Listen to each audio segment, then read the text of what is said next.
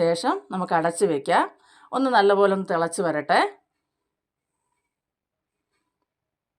അപ്പോൾ നല്ലപോലെ ഒന്ന് തിളച്ചിട്ടുണ്ട്. ഒന്ന് ഇളക്കി കൊടുത്തതിന് ശേഷം നമുക്കിതൊന്ന് തീ കുറച്ച് വയ്ക്കാം കേട്ടോ.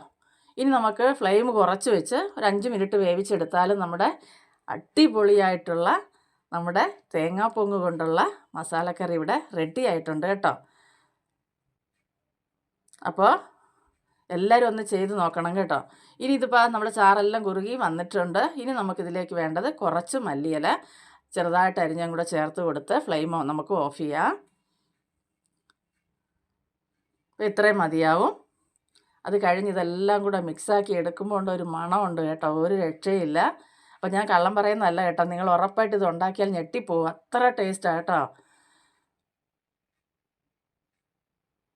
അപ്പോൾ എന്തിൻ്റെ കൂടെയും നമുക്ക് കഴിക്കാൻ പറ്റിയ നല്ല കിടിലൻ ഒരു അടിപൊളി റെസിപ്പി ആയിട്ടാണ് ഞാൻ ഇന്ന് വന്നേക്കുന്നത്. നിങ്ങൾ കണ്ടല്ലോ.